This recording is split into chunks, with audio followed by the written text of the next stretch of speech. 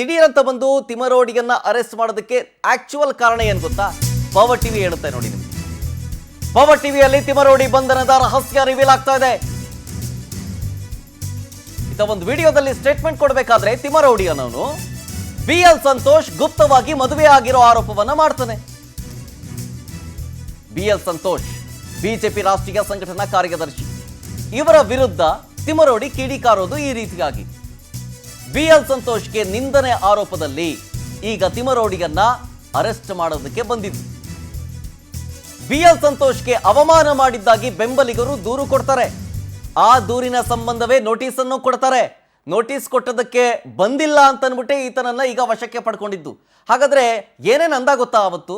ಬನ್ನಿ ತೋರಿಸ್ತೀನಿ.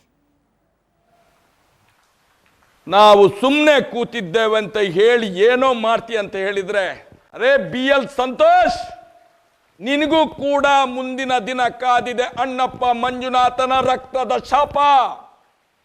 ನಿನ್ನ ಮನೆಯ ಹೆಣ್ಣು ಮಕ್ಕಳಿದ್ದು ಬರ್ಬರವಾಗಿ ಸೌಜನ್ಯಗಳ ತರ ಅತ್ಯಾಚಾರ ಮಾಡಿ ಮರ್ಮಾಂಗಕ್ಕೆ ಮಣ್ಣು ಜಡಿದ್ರೆ ಒಪ್ತೇನೋ ನೀನು? ಒಪ್ತ್ಯಾ? ನಾವು ಸುಮ್ಮನೆ ಕೂತಿದ್ದೇವೆ ಅಂತ ಹೇಳಿ ಏನೋ ಮಾಡ್ತಿ ಅಂತ ಹೇಳಿದ್ರೆ, ಅರೇ BL ಸಂತೋಷ್, ನಿನಗೂ ಕೂಡ ಮುಂದಿನ ದಿನ ಕಾದಿದೆ ಅಣ್ಣಪ್ಪ ಮಂಜುನಾಥನ ರಕ್ತದ ಶಾಪ. ನಿನ್ನ ಮನೆಯ ಹೆಣ್ಣು ಮಕ್ಕಳಿದ್ದು ಬರ್ಬರವಾಗಿ ಸೌಜನ್ಯಗಳ ತರ ಅತ್ಯಾಚಾರ ಮಾಡಿ ಮರ್ಮಾಂಗಕ್ಕೆ ಮಣ್ಣು ಜಡಿದ್ರೆ ಒಪ್ತೇನೋ ನೀನು? ಒಪ್ತ್ಯಾ? ನಾವು ಸುಮ್ಮನೆ ಕೂತಿದ್ದೇವೆ ಅಂತ ಹೇಳಿ ಏನೋ ಮಾಡ್ತಿ ಅಂತ ಹೇಳಿದ್ರೆ, ಅರೇ BL ಸಂತೋಷ್. ಓಕೆ, ಇದು ಅವತ್ತು ಮಹೇಶ್ ಶೆಟ್ಟಿ ತಿಮರೋಡಿ ಕೊಟ್ಟಂತಹ ಸ್ಟೇಟ್ಮೆಂಟು, ಅವಹೇಳನಕಾರಿಯ ಸ್ಟೇಟ್ಮೆಂಟು. ಇದು ಪರ್ಸನಲ್ ಅಟ್ಯಾಕ್ ಆಯಿತು. ಹೋರಾಟ ಮಾಡಬೇಕು, ಹೌದು. ಎಲ್ಲರೂ ರಸ್ತೆಗಿಳಿದು ಪ್ರತಿಭಟನೆ ಮಾಡಬೇಕು, ಓಕೆ ಫೈನ್. ಆದರೆ ಈ ರೀತಿಯಾದಂತಹ ಮಾತುಗಳಿಂದ ಸಮಾಜದಲ್ಲಿ ಅಶಾಂತಿ ಮೂಡುತ್ತೆ ಅನ್ನುವಂಥ ಪರಿಜ್ಞಾನವೂ ಕೂಡ ಈ ಮಹೇಶ್ ಶೆಟ್ಟಿ ತಿಮರೋಡಿ ಅನ್ನೋರಿಗೆ ಗೊತ್ತೇ ಇಲ್ಲ ಅನ್ನೋ ರೀತಿಯಾಗಿ ವರ್ತಿಸ್ತಾ ಇರೋದಿದು. ಡೇ ಒನ್ನಿಂದಲೂ ಗೊತ್ತಿಲ್ಲ. ಯಾಕೆ ಅಂತ ನಾಲಿಗೆ ಹರಿಬಿಡೋದು ಸಿಕ್ಕಾಪಟ್ಟೆ ಜಾಸ್ತಿ. ಯಾವತ್ತೂ ಕೂಡ ಯಾವುದೇ ಒಂದು ಪ್ರಕರಣಕ್ಕೆ ನ್ಯಾಯ ಸಿಗಬೇಕು ಅಂತಂತಂದರೆ ಶಾಂತಿಯುತವಾಗಿ ಹೋರಾಟ ಮಾಡೋದರ ಜೊತೆಗೆ ಜನ ಬೆಂಬಲವೂ ಕೂಡ ಇರಬೇಕು, ನಾಲಿಗೆಯು ಹಿಡಿತದಲ್ಲಿರಬೇಕು, ಕಾನೂನು ಪಾಲನೆ ಮಾಡಬೇಕು, ಕಾನೂನಿನ ಮೇಲೆ ನಂಬಿಕೆ ಇರಬೇಕು. ಆದರೆ ಇದ್ಯಾವುದು ಕೂಡ ಮಹೇಶ್ ಶೆಟ್ಟಿ ತಿಮರೋಡಿ ಅನ್ನುವಂಥ ವ್ಯಕ್ತಿಗೆ ಇರಲಿಲ್ಲ. ಹೋದಲ್ಲಿ ಬಂದಲ್ಲಿ ಮಹೇಶ್ ಶೆಟ್ಟಿ ತಿಮರೋಡಿಯ ಬಗ್ಗೆ ಏನಾದರೂ ಮಾತನಾಡಿಬಿಟ್ಟರೆ ಈ ರೀತಿಯಾದಂತಹ ಭಾಷೆಗಳನ್ನು ಬಳಸುವಂತಹ ಖಯಾಲಿ ಈ ಮಹೇಶ್ ಶೆಟ್ಟಿ ತಿಮರೋಡಿ ಅನ್ನುವ ವ್ಯಕ್ತಿಗೆ ಈ ಹಿಂದಿನಿಂದಲೂ ಕೂಡ ಇದೆ. ಒಬ್ಬರು ಕೂಡ ಈತನ ಬಗ್ಗೆ ಮಾತನಾಡೋ ಹಂಗಿಲ್ಲ ನೆಗೆಟಿವ್ಲಿ.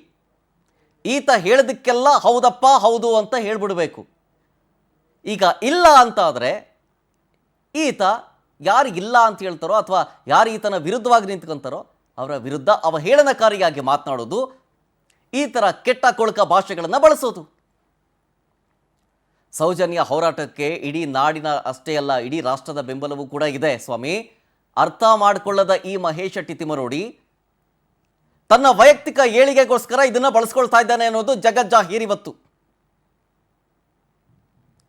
ಈಗ ಇದೇ ಕೇಸ್ ವಿಚಾರಕ್ಕೆ ಸಂಬಂಧಪಟ್ಟಂತೆ ಈಗ ಪೊಲೀಸರು ವಶಕ್ಕೆ ಪಡೆದುಕೊಂಡಿರೋದು. ಹೋರಾಟ ಮಾಡಬೇಕು, ಹೌದು. ಪ್ರತಿಭಟನೆ ಮಾಡಬೇಕು, ಹೌದು. ಪ್ರೆಷರ್ ಹಾಕಬೇಕು, ಇದರ ಬಗ್ಗೆ ತನಿಖೆ ಮಾಡಲಿ ಅಂತೇಳಿ, ಹೌದು. ಆದರೆ ದಾರಿ ಇದಲ್ಲ. ನಿಜಕ್ಕೂ ಹಾದಿ ತಪ್ಪುತ್ತಿದೆ ಈ ಪ್ರತಿಭಟನೆ. ಅದಕ್ಕೆ ಕಾರಣ ಮಹೇಶ್ ಶೆಟ್ಟಿ ತಿಮರೋಡಿಯಿಂದ. ಇದು ಸಮಾಜದಲ್ಲಾಗ್ತಾ ಇರುವಂಥ ಬೆಳವಣಿಗೆಗಳು ಅನ್ನೋದು. ಇದು ಯಾರೂ ಕೂಡ ನಾವು ಹೇಳ್ತಾ ಇರೋ ಭಾಷೆಗಳಲ್ಲ, ನಾವು ಹೇಳ್ತಾ ಇರುವಂಥ ಮಾತಲ್ಲ. ಸೋಷಿಯಲ್ ಮೀಡಿಯಾದಲ್ಲಿ ಚರ್ಚೆ ಆಗ್ತಾ ಇರುವಂಥ ವಿಚಾರ, ಜೊತೆಗೆ ಧರ್ಮಸ್ಥಳದ ಭಕ್ತರೇ ಹೇಳ್ತಾ ಇರುವಂಥ ವಿಚಾರಗಳಿವೆಲ್ಲವೂ ಕೂಡ. ಹೋರಾಟದ ರೂಪುರೇಷೆಗಳು ಹೆಂಗಿರಬೇಕಿತ್ತು ಅನ್ನೋದು ಅಲ್ಲಿನ ಜನರೇ ಮಾತಾಡ್ತಾರೆ. ಜೊತೆಗೆ ಈ ಮಹೇಶ್ ಶೆಟ್ಟಿ ತಿಮರೋಡಿ ಅನ್ನೋರ ಮೇಲೆ ಒಂದಷ್ಟು ಕೇಸ್ಗಳಿದ್ದಾವೆ. ಈಗ ಆ ಕೇಸ್ ಏನಾಗುತ್ತೆ ಅನ್ನೋದು ನೋಡಬೇಕು. FIR ಬೇರೆ ಆಗಿದೆ, ಒಂದು ಕೊಲೆ ಕೇಸ್ ಬೇರೆ ಇದೆ. ಈಗ BL ಸಂತೋಷ್ ಅವರ ವಿರುದ್ಧ ಅವಹೇಳನಕಾರಿ ಸ್ಟೇಟ್ಮೆಂಟ್ ಕೊಟ್ಟಿದ್ದಕ್ಕೆ ಪೊಲೀಸರು ಕರ್ಕೊಂಡೋಗಿದ್ದಾರೆ. ವಿಚಾರಣೆಯನ್ನು ಎದುರಿಸಿ ಬರಬೇಕೀಗ.